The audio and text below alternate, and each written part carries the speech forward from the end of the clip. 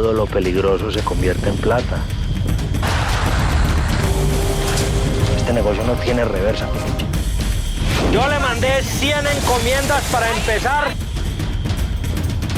Lo seguro no deja ni un peso. Patrón, es mejor que salga de acá. Vamos. Porque a Pablo Emilio Escobar Gaviria nadie le dice mentiras en la cara.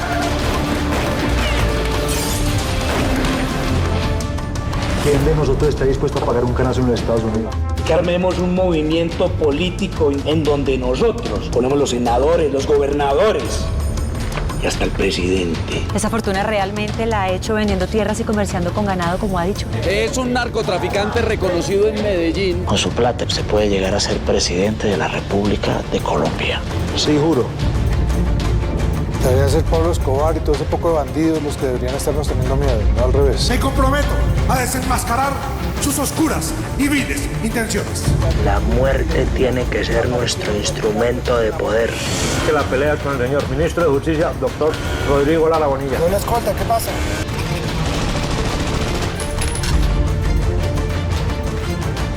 La primera página de mañana.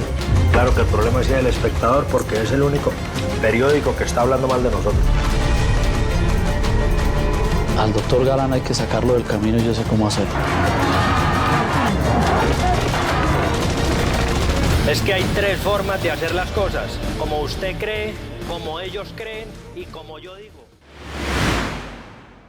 Es un nombre susurrado como una oración en los barrios marginales que un día vistió de ladrillo y cemento, y es el mismo nombre que se escupe como una maldición en los salones de poder que intentó doblegar y, en muchos casos, logró corromper hasta la médula. Es la crónica de cómo un individuo pudo acumular un poder tan vasto que desafió a un Estado, compró lealtades con la misma facilidad con que ordenaba la muerte y transformó la cocaína, un polvo blanco y maldito, en el motor de una guerra personal que dejó cicatrices imborrables en el alma de un país. Es la historia de un benefactor que construía canchas de fútbol para que los niños de los tugurios patearan un balón en lugar de una lata vacía y que, con el mismo aliento, hacía estallar un avión comercial lleno de padres, madres e hijos inocentes. Es un viaje al corazón de la oscuridad, no para justificarla, sino para intentar comprender cómo un solo nombre llevó a encarnar tanto la esperanza para unos pocos como el terror para millones. La generosidad de Pablo Escobar, como su violencia, nunca fue un acto impulsivo. Fue siempre una herramienta estratégica, una pieza en su tablero de ajedrez. Sus aclamados proyectos filantrópicos, como el famoso barrio Medellín sin tugurios, erigido sobre un basurero municipal para dar un techo a quienes vivían entre desperdicios, no eran simples muestras de altruismo. Constituyeron una inversión calculada, una jugada maestra para construir una base social leal e incondicional que le serviría como escudo humano, red de inteligencia y plataforma de lanzamiento para sus ambiciones políticas. Esta generosidad selectiva y teatral creó una ambigüedad moral que perdura hasta hoy, una niebla tóxica en la que las comunidades que él ayudó aún lo veneran con una devoción casi religiosa, dificultando la consolidación de una memoria nacional unificada sobre su legado de terror. Su historia es, por tanto, la de un mito cuidadosamente construido, una narrativa de superación personal pervertida que hoy se ha transformado peligrosamente en un ícono de la cultura pop global. Se ha convertido en el sujeto del llamado narcoturismo, un fenómeno que atrae a extranjeros a Medellín para visitar su tumba y los escenarios de sus crímenes, y ha sido romantizado hasta la saciedad en series de televisión que, a menudo, olvidan el rastro de sangre, el dolor de las víctimas y la profunda herida social que dejó a su paso. Pablo Emilio Escobar Gaviria nació el 1 de diciembre de 1949, en el municipio de Río Negro, en el departamento de Antioquia, una región montañosa y de gente tenaz que ha sido cuna de empresarios, poetas, también de algunos de los criminales más notorios de la historia. Fue el tercero de los 7 hijos del matrimonio entre Abel de Jesús Escobar Echeverry, un agricultor y pequeño ganadero, y Hermilda Gaviria Berrío, una maestra de escuela primaria. Contrario a la leyenda que él mismo se encargaría de tejer y pulir con esmero, la de un hombre surgido de la miseria más absoluta para desafiar a una élite opresora, la realidad de su infancia era considerablemente más compleja y reveladora de su futuro carácter. Su familia no era indigente ni pertenecía al escalón más bajo de la sociedad rural. Aunque no nadaban en la opulencia, la descripción de una pobreza extrema era una exageración estratégica. Poseían una casa, 12 hectáreas de terreno fértil y algunas cabezas de ganado. Tenían agua corriente, un signo inequívoco de cierto estatus en la Colombia rural de la época, un lujo que desmentía categóricamente la narrativa del desposeído que lucha contra un sistema que lo oprime desde la cuna. La imagen del niño descalzo que caminaba horas para llegar a la escuela era una verdad a medias, una herramienta útil para una futura carrera populista que buscaría conectar con las masas olvidadas. La verdad es que ni a Pablo ni a sus hermanos les faltó jamás un plato en la mesa. La pobreza que él describía era más una construcción mitológica que una realidad biográfica, un recurso narrativo para justificar una vida de crimen que no fue impulsada por la necesidad, sino por una ambición desmedida y un deseo insaciable de poder. Su linaje familiar ya contenía las semillas de la dualidad que marcaría su vida. Por un lado, su madre, la maestra Hermilda, era una mujer devota y respetada, que le inculcó un profundo respeto por la educación formal y una devoción religiosa que lo acompañaría siempre, aunque de forma contradictoria y retorcida con sus actos. Se dice que rezaba cada noche, incluso después de ordenar las peores masacres.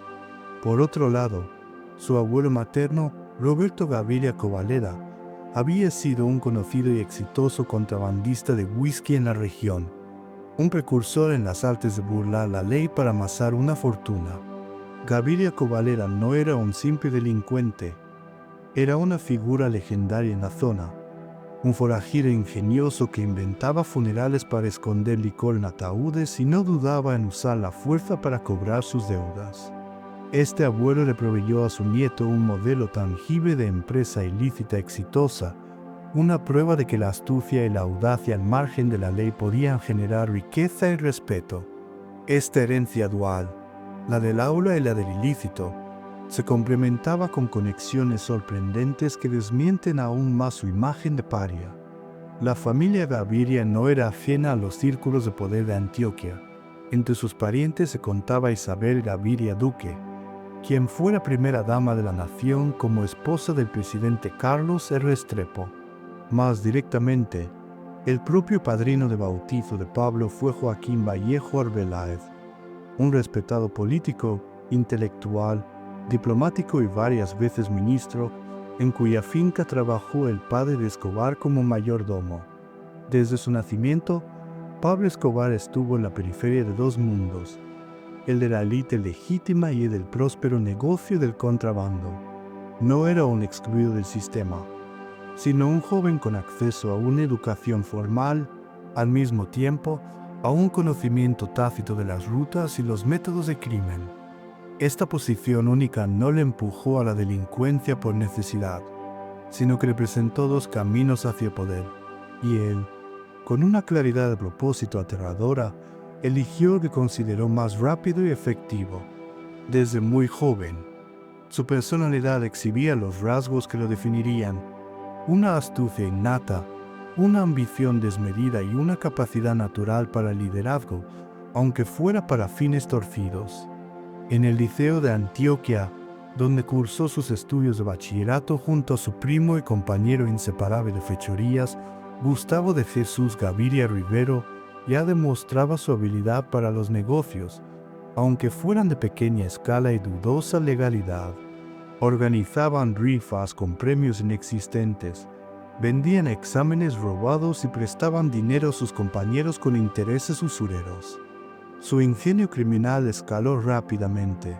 Según relató su propio hijo, Juan Pablo, una de sus primeras empresas delictivas de envergadura fue la falsificación de diplomas de bachillerato.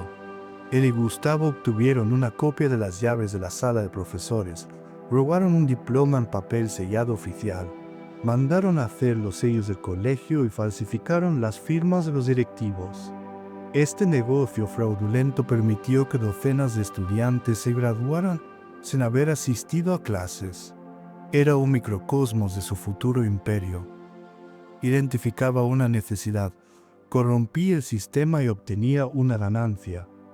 Todo con una eficiencia impecable.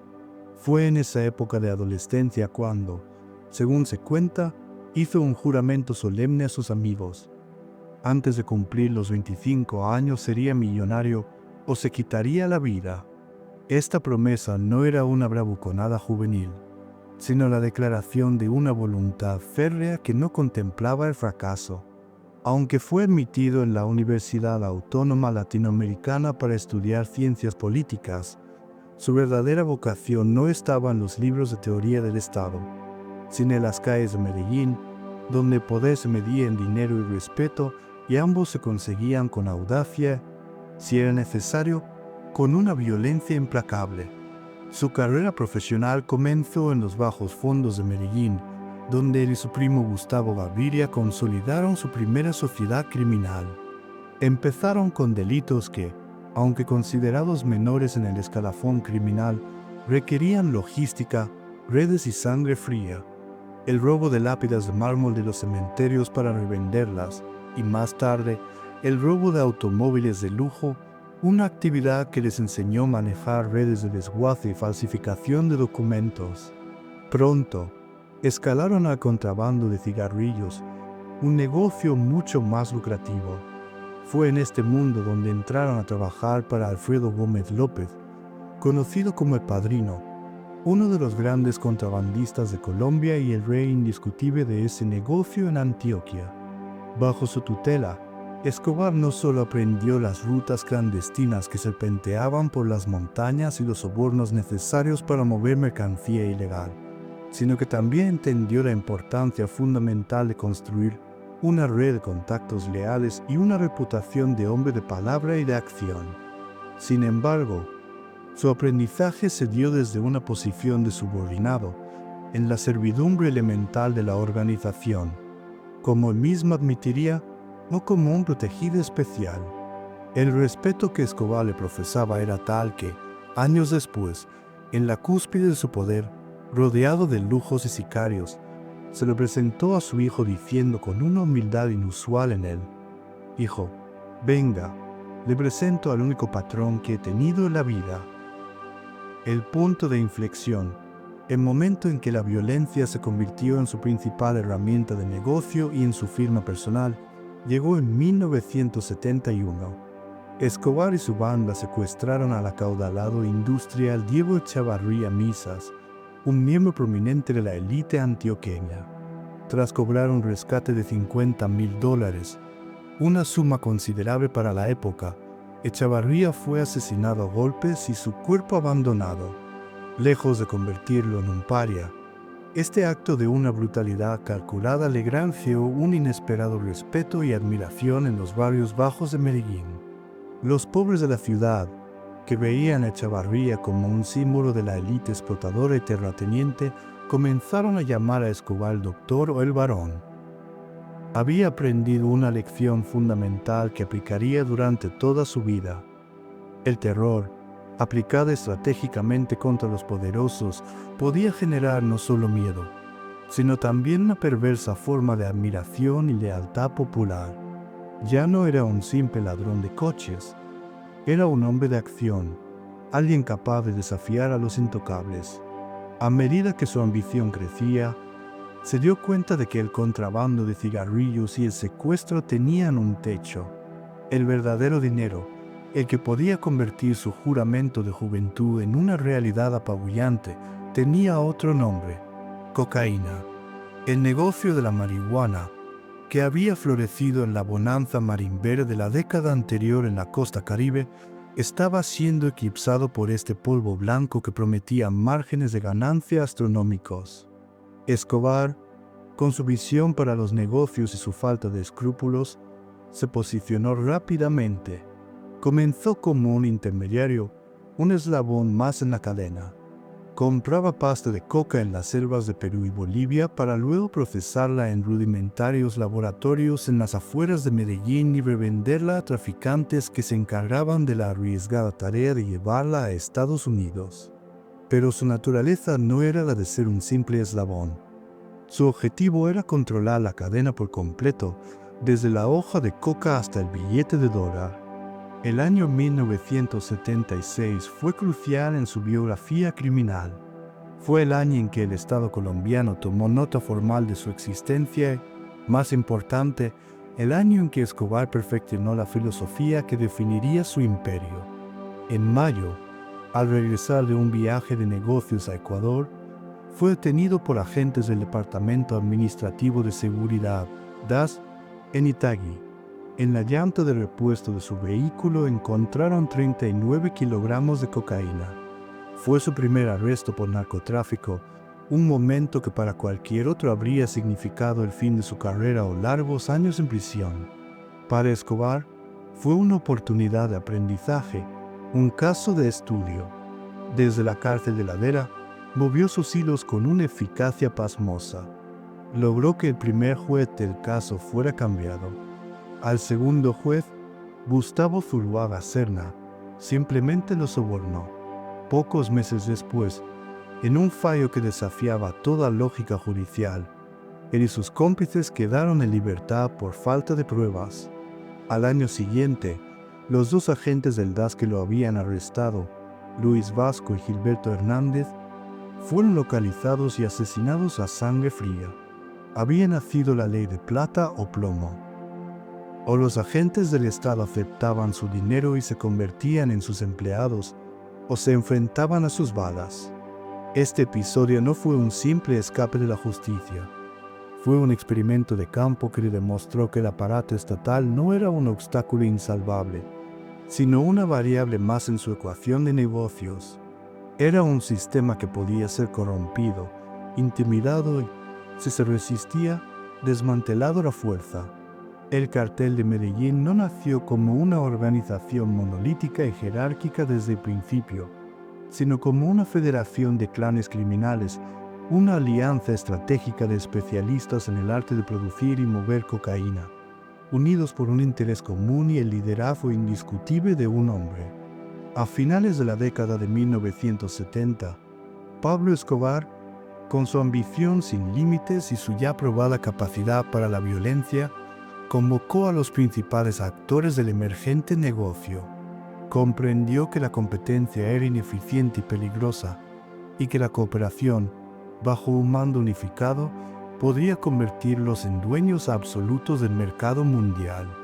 Así, en una serie de reuniones en fincas y propiedades de lujo en Antioquia, se forjó el sindicato del crimen más poderoso que el mundo hubiera conocido. La estructura era sorprendentemente similar a la de una corporación multinacional, con una junta directiva clara y roles perfectamente definidos. En la cúspide, como director ejecutivo, CEO, indiscutible, estaba Pablo Escobar. Él era el estratega, el visionario, el hombre cuya voluntad era ley. Su palabra bastaba para abrir nuevas rutas transoceánicas, declarar guerras a gobiernos o sentenciar a muerte a un ministro. A su lado, como director de operaciones, CO y director financiero, CFO, se encontraba su primo Gustavo Gaviria. Si Pablo era el impulso colérico, la cara pública de la violencia y la audacia, Gustavo era el cerebro flemático, el hombre que desde la sombra gestionaba la compleja y gigantesca logística del imperio. Era el encargado de las finanzas, de la contabilidad de los miles de millones, de asegurar que las toneladas de cocaína llegaran a su destino y que los miles de millones de dólares en efectivo regresaran a Colombia. En el bajo mundo se les conocía con una simpleza brutal. Pablo era el de la sangre, Gustavo el de la plata. Cuando el cartel ofrecía su famoso ultimátum, si la víctima elegía plata, negociaba con Gustavo. Si elegía plomo, la conversación era con Pablo. El brazo armado del cartel, su ministerio de guerra, estaba bajo el mando de José Gonzalo Rodríguez Gacha, apodado el Mexicano por su fascinación con la cultura, la música y los caballos de ese país, y por su crueldad legendaria. Gacha era un anticomunista visceral que había formado su propio ejército paramilitar, una fuerza de miles de hombres entrenados por mercenarios israelíes y británicos. Este ejército no solo protegía los laboratorios y las rutas en la región de Magdalena Medio, sino que también llevaba a cabo las masacres y los asesinatos políticos más atroces, actuando como la punta de lanza del terror del cartel. A esta cúpula se unieron los hermanos Ochoa Vázquez, Jorge Luis, Juan David y Fabio. Pertenecientes a una familia adinerada y tradicional de criadores de caballos, ellos aportaron su propia y vasta experiencia en el contrabando, heredada de la bonanza marimbera, y sus redes de distribución ya establecidas en el sur de la Florida, consolidando el control del cartel sobre la región y aportando un aire de legitimidad criminal. La innovación disruptiva en el transporte fue obra de Carlos Leder Rivas, un personaje excéntrico, carismático y audaz, con doble nacionalidad colombo-alemana, que revolucionó el tráfico aéreo. Leder, un admirador de John Lennon y Adolf Hitler a partes iguales, compró una isla en las Bahamas, Cayo Norman, y la convirtió en una gigantesca base de transbordo, un aeropuerto privado para narcotráfico. Sobornó a altos funcionarios bahameños y aterrorizó a los residentes locales para tomar control total de la isla, que se convirtió en un feudo privado y un centro de libertinaje para la élite del cartel. Desde su pista de aterrizaje de 3,300 pies, protegida por radar y guardias armados, pequeñas avionetas cargadas hasta los topes de cocaína podían volar directamente al sur de la Florida, eludiendo a la Guardia Costera estadounidense e inundando el mercado. Esta innovación multiplicó exponencialmente las ganancias y la escala de la operación. La escala de la producción era igualmente asombrosa, casi industrial. En las profundidades de la selva del Caquetá, el cartel construyó Tranquilandia, un complejo industrial de procesamiento de cocaína que desafiaba la imaginación. Contaba con 19 laboratorios, dormitorios para cientos de trabajadores, su propio sistema eléctrico, talleres mecánicos y 8 pistas de aterrizaje. Fue descubierto en marzo de 1984, cuando la DEA y la policía colombiana, en una operación conjunta liderada por el ministro Rodrigo Lara Bonilla, rastrearon barriles de éter comprados a una compañía química estadounidense hasta su destino final en la selva. Su desmantelamiento fue un golpe significativo, pero para entonces el imperio ya operaba a una escala inimaginable y podía absorber la pérdida. En su apogeo, a mediados de la década de 1980, el cartel de Medellín llegó a controlar más del 80% de la producción mundial de cocaína, enviando hasta 15 toneladas diarias a los Estados Unidos. Este torrente de droga generaba un flujo de efectivo igualmente descomunal, estimado en más de $60 millones al día. La fortuna personal de Escobar se calculaba en unos $30 mil millones, lo que lo llevó a aparecer en la lista de los hombres más ricos del mundo de la revista Forbes durante 7 años consecutivos, de 1987 a 1993. El problema no era ganar dinero, sino cómo manejarlo. El volumen de billetes era tan grande que se estropeaba en las bodegas, era devorado por las ratas o se perdía. Se estima que gastaban $2,500 mensuales solo en ligas de caucho para fajar los billetes. Para blanquear estas ganancias, el cartel tejió una red sofisticada que incluía la compra de más de 500 propiedades a nombre de Escobar, flotas de automóviles de lujo, valiosas obras de arte, el equipo de fútbol profesional Atlético Nacional, que ganó la Copa Libertadores en 1989, y una vasta red de empresas fachada y cuentas en paraísos fiscales como Panamá. Sin embargo, este imperio, aparentemente invencible, tenía un pilar fundamental cuya ausencia resultaría fatal. El 11 de agosto de 1990, En un operativo del cuerpo élite de la policía en un barrio de clase alta de Medellín, Gustavo Gaviria fue abatido. Su muerte fue mucho más que la pérdida de un primo y socio para Escobar. Fue la extirpación del centro de gravedad financiero y estratégico del cartel. La estructura corporativa que les había dado tanto poder se reveló frágil, dependiente de unos pocos individuos clave. Sin la mente fría y calculadora de Gustavo, sin su capacidad para la logística y la estrategia financiera, las decisiones de Pablo se volvieron cada vez más erráticas, más impulsivas y más violentas. Se rodeó de sicarios jóvenes y leales, como Popeye o el Chopo, pero ninguno poseía la visión ni la autoridad para contradecirlo o moderar sus impulsos. La muerte de Gustavo no fue solo un golpe policial. Fue el principio del fin de la coherencia estratégica del cartel de Medellín, el evento que aceleró la espiral de violencia autodestructiva de un líder cada vez más aislado y paranoico. El imperio había perdido a su ancla y la deriva hacia el abismo era ya inevitable. A finales de la década de 1970, Pablo Escobar, ya un hombre inmensamente rico, comprendió una verdad fundamental del poder. La fuerza bruta y la riqueza ilícita, por sí solas, no garantizan la permanencia ni la aceptación. Para proteger su lucrativo y sangriento imperio del único enemigo que realmente temía, la extradición a Estados Unidos necesitaba una pantalla, una fachada de legitimidad que le permitiera operar a plena luz del día y blindarse legalmente. Su estrategia fue doble y diabólicamente brillante. Por un lado, cultivaron la imagen de benefactor de los pobres, un Robin Hood moderno, y por otro, infiltrarse en las estructuras de poder político. Su objetivo final no era solo ser el hombre más rico de Colombia, sino también uno de los más poderosos, aspirando, según algunos, incluso a la presidencia de la República. Su proyecto más emblemático y visible fue Medellín sin tugurios. En una zona de la ciudad conocida como el Morro de Moravia, donde miles de personas vivían literalmente sobre un gigantesco basurero municipal, en condiciones de miseria extrema e insalubridad, Escobar financió la construcción de un barrio entero. Levantó cientos de viviendas de ladrillo con servicios básicos de agua y luz y se las entregó, con escrituras en mano, a las familias que no tenían absolutamente nada.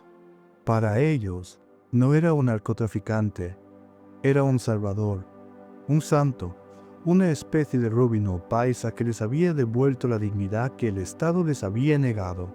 El barrio, hasta el día de hoy, lleva su nombre, y en sus calles, murales con su rostro son un recordatorio constante de su memoria venerada. Complementó esta obra con la construcción de decenas de canchas de fútbol iluminadas en los barrios más pobres de Medellín, organizando torneos y entregando uniformes y balones.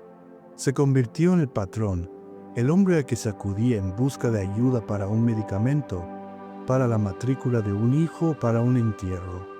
Su nombre se convirtió en sinónimo de generosidad para un vasto sector de la población que se sentía completamente abandonado por el Estado. Este apoyo popular era su escudo, una base social que lo protegía, lo aclamaba y le proporcionaba una red de informantes inmejorable. Con esta base social consolidada y una imagen pública de filántropo, dio el siguiente paso, el salto a la política. En las elecciones de 1982, financió su propia campaña y fue elegido como representante suplente a la Cámara de Representantes por el Movimiento Alternativa Liberal, bajo la tutela del político Jairo Ortega. Su ingreso al Congreso de la República fue su momento de mayor triunfo aparente. Era, a los ojos de muchos, un hombre de negocios respetado, un político electo con un mandato popular y un filántropo aclamado. Su legitimidad parecía completa cuando fue invitado, como parte de la delegación colombiana, a la toma de posesión del presidente español Felipe González. Un gesto que lo situaba en la escena internacional y le permitía fotografiarse con líderes mundiales. Este intento de integrarse a la élite del poder no era solo una búsqueda de inmunidad parlamentaria, sino la culminación de su ambición de fusionar sus dos mundos, el criminal y el legítimo, un mundo al que, paradójicamente, había estado conectado por lazos familiares y el padrinazgo desde su nacimiento. La amenaza llegó en la figura de un hombre íntegro, valiente y obstinado, Rodrigo Lara Bonilla, el nuevo y enérgico ministro de Justicia del gobierno de Belisario Betancur. Lara Bonilla, a diferencia de muchos otros políticos que preferían la comodidad de la complicidad o el silencio, no estaba dispuesto a mirar hacia otro lado. Apoyado por la pluma incisiva y valiente de Guillermo Cano, director del periódico El Espectador, inició una cruzada personal para desenmascarar a Escobar y a los dineros calientes que estaban envenenando la política colombiana. En una sesión histórica y memorable del Congreso en 1983, Lara Bonilla acusó públicamente a Escobar de ser un narcotraficante y, para respaldar su afirmación, presentó como prueba irrefutable la fotografía de su ficha policial del arresto de 1976 y un artículo del Espectador que documentaba el caso. Fue un golpe demoledor transmitido a toda la nación. La pantalla se hizo añicos en vivo y en directo. El escándalo fue mayúsculo y la presión de la opinión pública y de la embajada estadounidense insostenible. Escobar fue expulsado del Congreso. Su inmunidad parlamentaria fue revocada y su visa a Estados Unidos cancelada. La confrontación con Lara Bonilla fue el punto de no retorno, la prueba definitiva de que sus dos mundos eran irreconciliables. La élite política y social, a la que tanto ansiaba pertenecer y dominar, nunca lo aceptaría plenamente. Si no podía obtener el poder a través de la política y la legitimidad, lo tomaría a través del terror.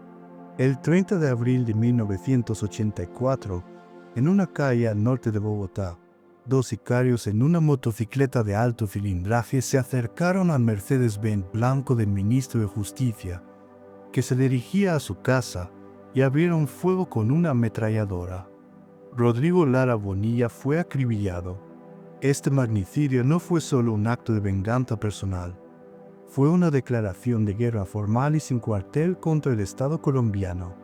Con la muerte de Lara, Escobar cruzó un umbral del que ya no había vuelta atrás. Había fracasado en su intento de integrarse en la élite del poder y ahora se disponía a someterla por la fuerza.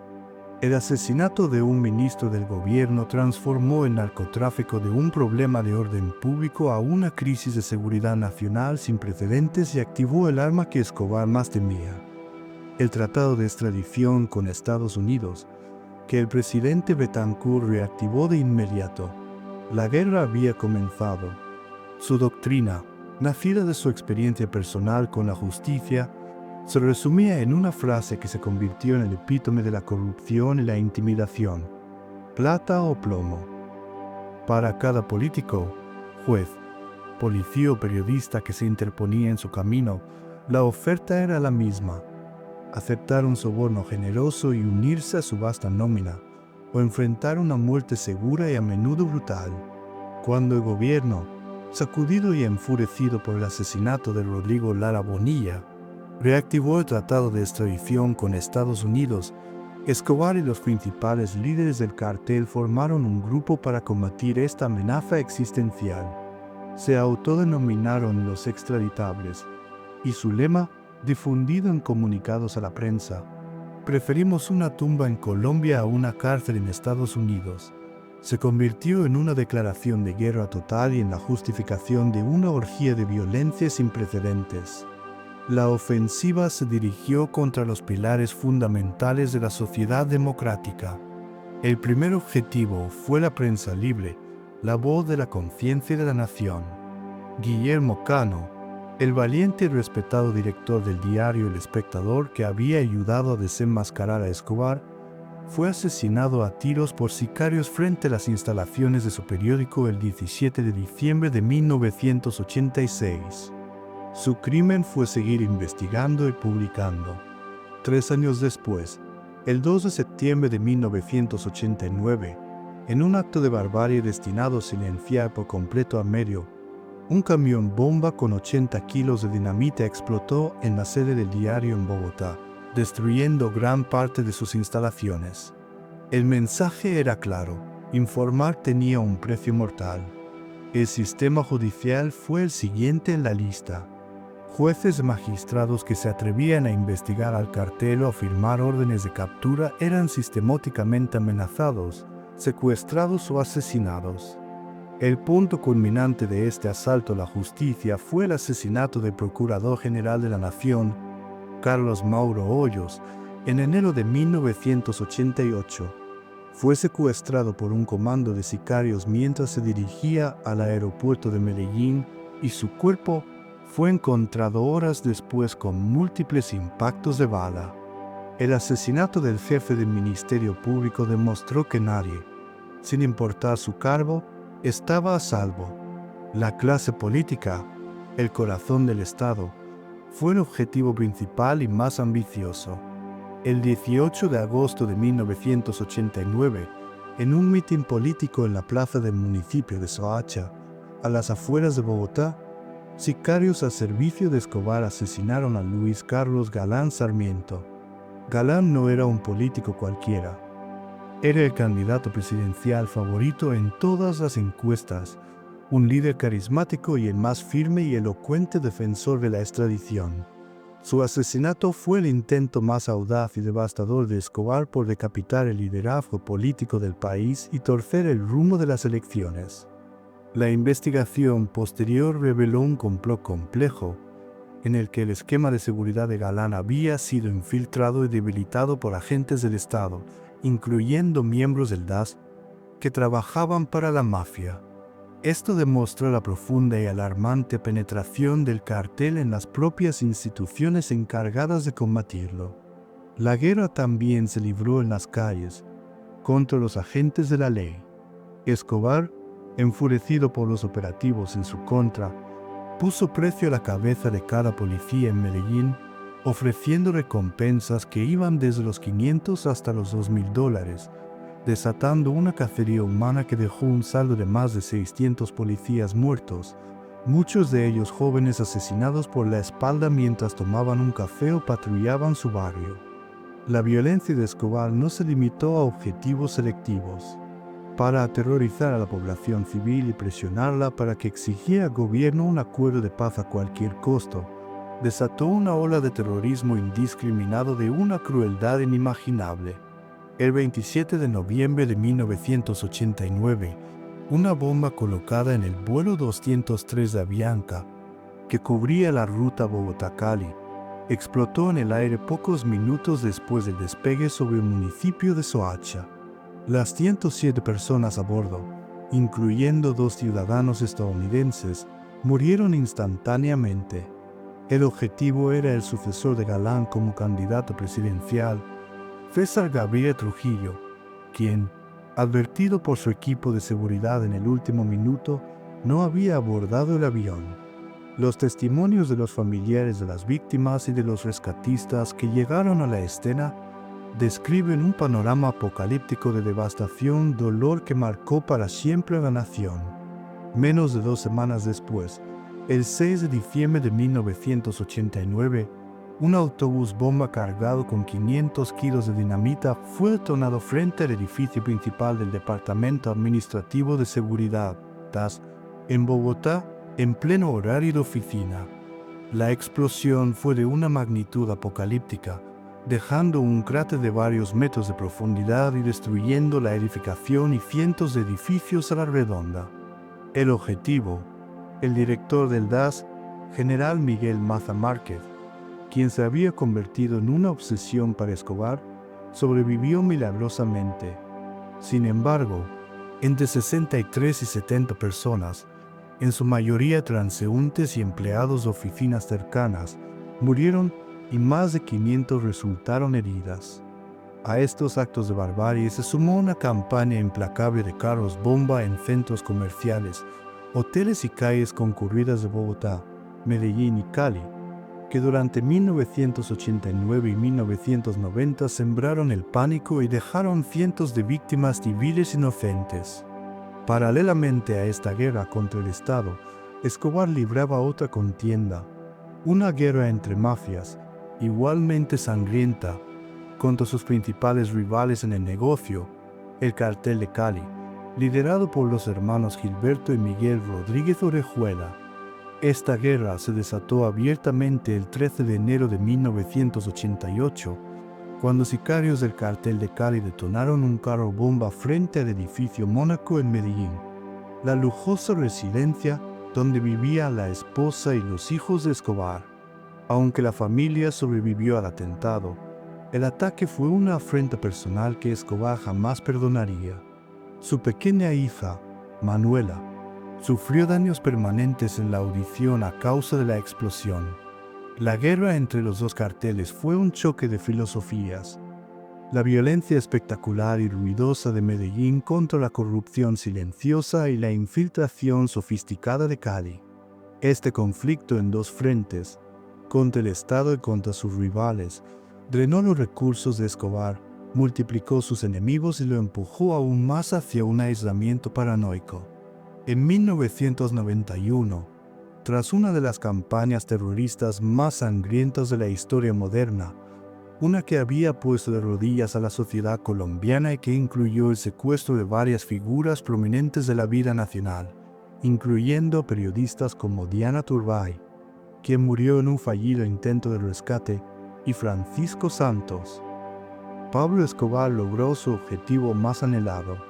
Presionado por la violencia insostenible y el clamor público por la paz, el gobierno del presidente César Gaviria impulsó una Asamblea Nacional Constituyente que, entre sus artículos, aprobó la prohibición de la extradición de ciudadanos colombianos por nacimiento.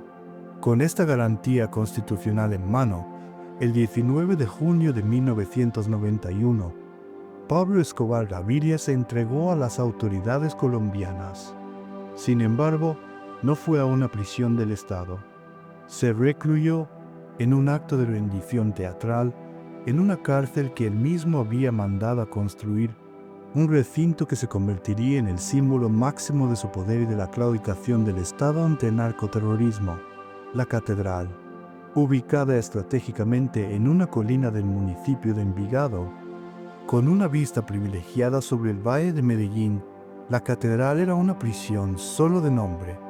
En realidad, era una fortaleza, un club de recreo de lujo y un centro de operaciones criminales. Estaba construida sobre un terreno que era de su propiedad y diseñada a su gusto y conveniencia. Su celda era una suite con todas las comodidades imaginables, incluyendo una cama quíncife con sábanas de lino egipcio, un baño privado con jacuzzi y una oficina completamente equipada.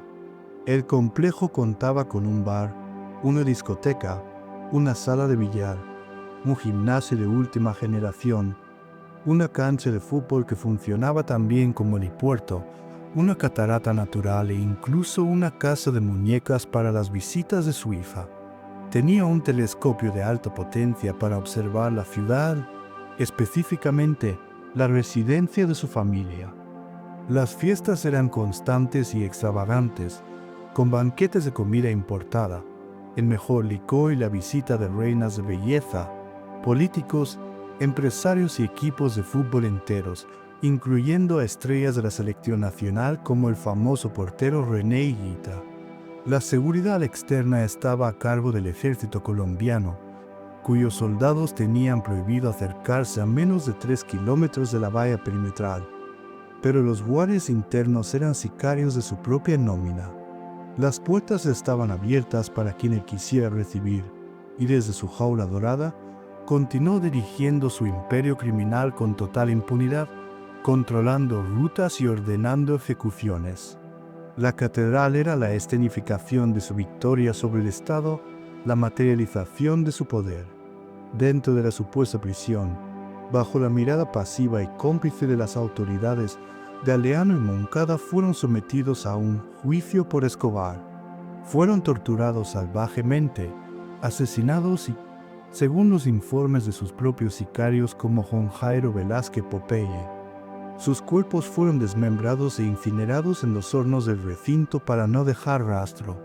Este acto de brutalidad extrema cometido dentro de una instalación gubernamental, fue la gota que colmó la copa. La arrogancia de Escobar, alimentada por el poder absoluto que le confería su prisión fortaleza, lo llevó a cometer un error catastrófico. El asesinato no fue una necesidad estratégica, sino una afirmación de dominio que fracturó su propia organización desde adentro.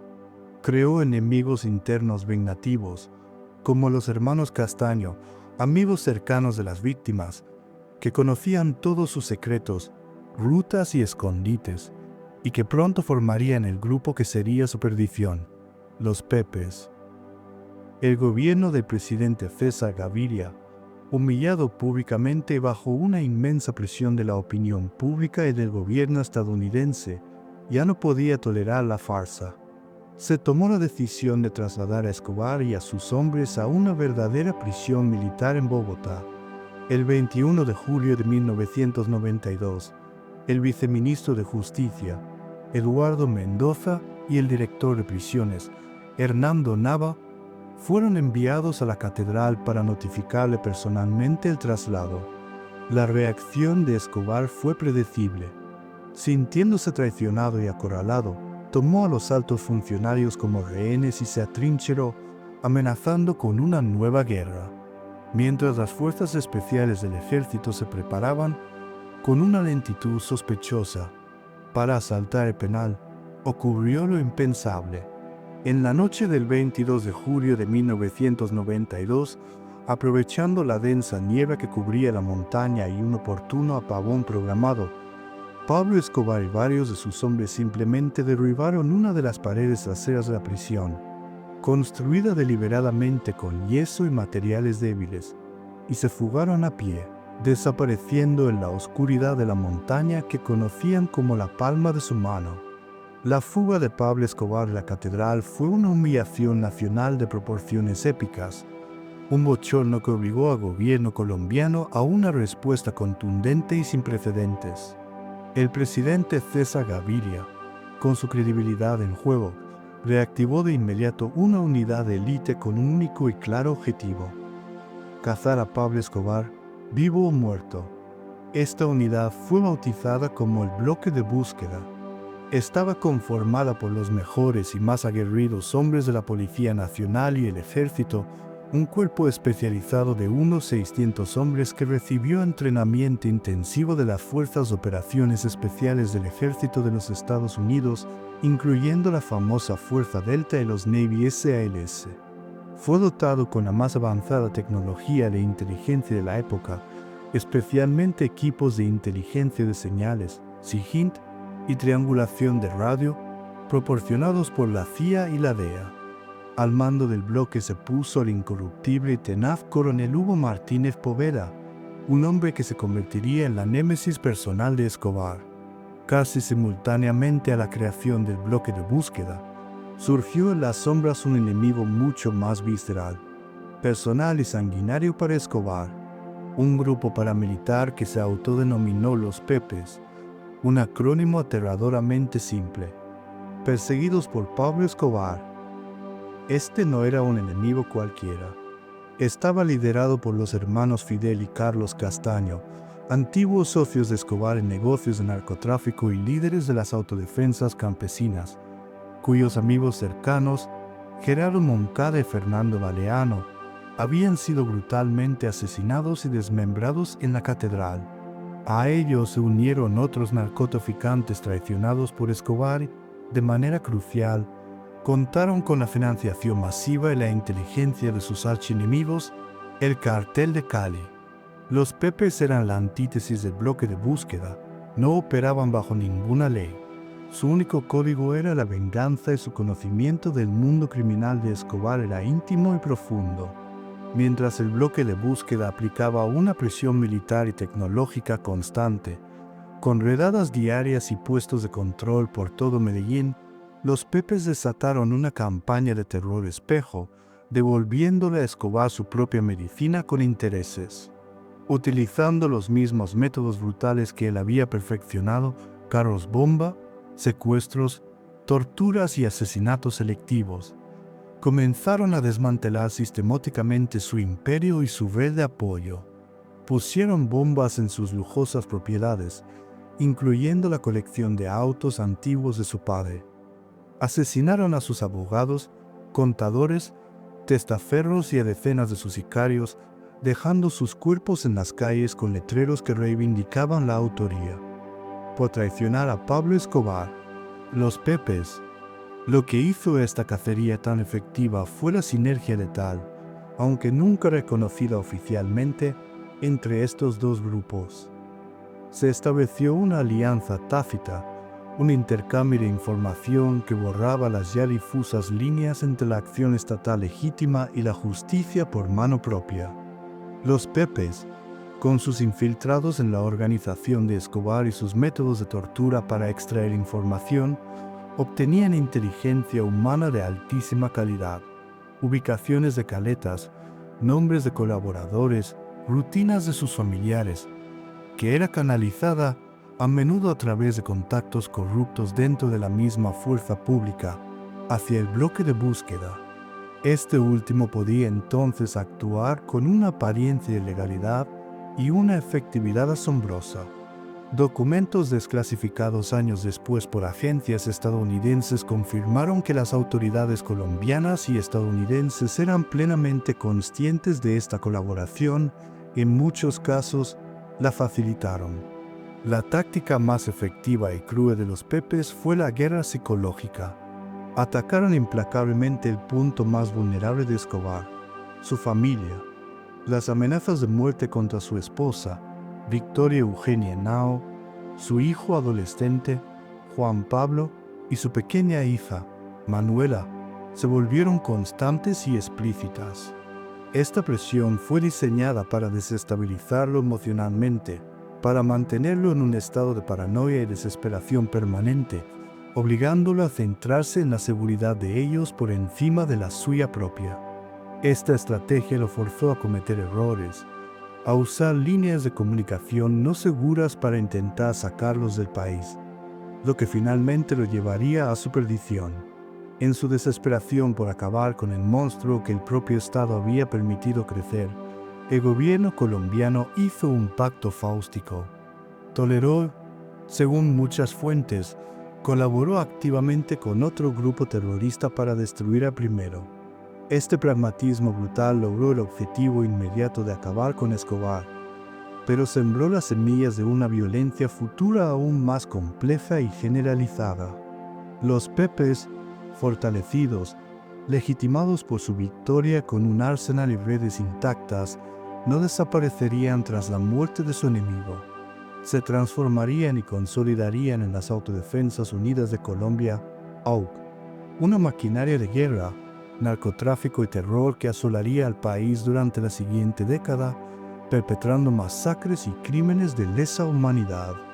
La caza de Escobar fue un éxito táctico que condujo a un desastre estratégico a largo plazo para Colombia, demostrando que la violencia, una vez desatada, rara vez puede ser contenida. Su vasto imperio criminal estaba en ruinas. Sus principales lugartenientes estaban muertos o lo habían traicionado para salvar sus propias vidas. Su fortuna era inútil, ya que no podía acceder a ella. Vivía acorralado, moviéndose constantemente entre escondites de clase media en Medellín, disfrazado con barba y gafas, paranoico y cada vez más solo. Su única conexión con el mundo exterior, su única razón para seguir luchando, era su familia. Su esposa Victoria Eugenia, su hijo Juan Pablo y su pequeña hija Manuela se habían convertido en su talón de Aquiles, el centro de su universo y su máxima vulnerabilidad. A finales de 1993, se encontraban bajo custodia de facto del gobierno en el lujoso Hotel Tequendama de Bogotá, después de un intento fallido de obtener asilo político en Alemania. Estaban, en la práctica, prisioneros, y la angustia de Escobar por su situación era una obsesión que consumía cada uno de sus pensamientos. El 1 de diciembre de 1993, Escobar cumplió 44 años. Lo celebró en la más absoluta soledad de su escondite, acompañado únicamente por su último guardaespaldas leal, Álvaro de Jesús Agudelo, alias Limón. La celebración consistió en un pequeño pastel, una botella de vino y la nostalgia de tiempos mejores. La desesperación por hablar con su hijo, por escuchar su voz en su cumpleaños, era insoportable. Al día siguiente, el jueves 2 de diciembre, rompió la regla de oro que él mismo había seguido y enseñado durante toda su vida criminal. La seguridad en las comunicaciones es la vida. Sabía que sus llamadas eran la muerte, que cada segundo al teléfono era una oportunidad de oro para que sus perseguidores lo localizaran. Pero la necesidad emocional, la debilidad de un padre acorralado, pudo más que la disciplina del capo. Tomó el teléfono y llamó a Juan Pablo al hotel en Bogotá. Fue una conversación larga, imprudente, de más de 5 minutos. Demasiado larga. Mientras padre e hijo hablaban, con Juan Pablo suplicándole que colgara, el equipo de inteligencia del bloque de búsqueda, utilizando la sofisticada tecnología de rastreo volumétrico CentraSpike, operada desde un avión de vigilancia, entró en acción. Las antenas de triangulación, montadas en camionetas que patrullaban discretamente la ciudad, comenzaron a cerrar el cerco sobre la señal de radio. Cada segundo que Escobar permanecía en la línea, el círculo virtual se hacía más pequeño y preciso. Finalmente, lograron la localización exacta. Una casa de 2 pisos, de fachada sencilla, en el barrio Los Olivos, un sector residencial de clase media en Medellín. A las 2:50, las fuerzas de élite del bloque de búsqueda, lideradas en el terreno por el entonces mayor Hugo Aguilar, rodearon la casa. Un pequeño grupo de oficiales irrumpió por la fuerza, derribando la puerta. Escobar y su guardaespaldas Limón fueron completamente sorprendidos.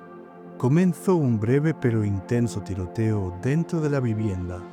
Mientras Limón intentaba contener a los policías desde una ventana, siendo batido en el proceso, Escobar, descalzo, con sobrepeso y armado con una pistola Sig Sauer en cada mano, corrió hacia una ventana trasera. En un último desesperado intento de escape, rompió el cristal y se lanzó al tejado de la casa contigua. Sobre las tejas de barro rojo, bajo un cielo gris de Medellín, se produjo el enfrentamiento final que el país entero había estado esperando. Los disparos del bloque de búsqueda lo alcanzaron. Una bala le impactó en la pierna, otra en el torso, haciéndolo caer de lado. El disparo final, el que le quitó la vida, fue preciso y letal. La bala entró por detrás de su oreja derecha y le atravesó el cráneo, matándolo instantáneamente. La imagen de los oficiales del bloque de búsqueda, eufóricos, gritando «¡Viva Colombia!» y posando con el pie sobre el cadáver ensangrentado y abotarrado de Escobar, dio la vuelta al mundo. La imposibilidad de confirmar con certeza absoluta cuál fue la verdadera causa de su muerte encapsula perfectamente el legado de Escobar. La muerte de Pablo Escobar el 2 de diciembre de 1993 no trajo la paz inmediata a Colombia, sino que reveló la profunda y dolorosa fractura que había infligido en la sociedad. Su funeral fue un espectáculo surrealista que expuso esta división. Más de 25.000 personas, en su mayoría habitantes de los barrios pobres de Medellín, se congregaron en una masa caótica y doliente para despedir al hombre que consideraban su benefactor, su patrón, su santo. Lloraban por Pablito, el único que, según ellos, se había acordado de los olvidados por el Estado. La multitud desbordó el cementerio, cargando el ataúd en hombros, en una muestra de duelo popular que contrastaba violentamente con el suspiro de alivio y la celebración en el resto del país, que veía su muerte como el fin de una era de terror y miedo. El legado más tangible y sangriento de Escobar fue, por supuesto, el de la violencia y la corrupción endémica. Su guerra dejó un saldo de miles de muertos, incluyendo a más de 600 policías, cientos de jueces, periodistas y políticos y miles de civiles inocentes. Su estrategia de plata o plomo carcomió las instituciones del Estado hasta sus cimientos, creando una cultura de cinismo y desconfianza en la autoridad que persiste hasta hoy. Pero su herencia más profunda, venenosa, fue cultural.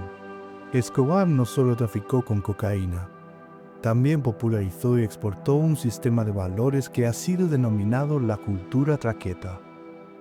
Es una ética del todo vale, que glorifica el dinero fácil y rápido, la violencia como principal herramienta de ascenso social, la ostentación vulgar de la riqueza, el antiintelectualismo y un desprecio absoluto por la ley y la vida humana.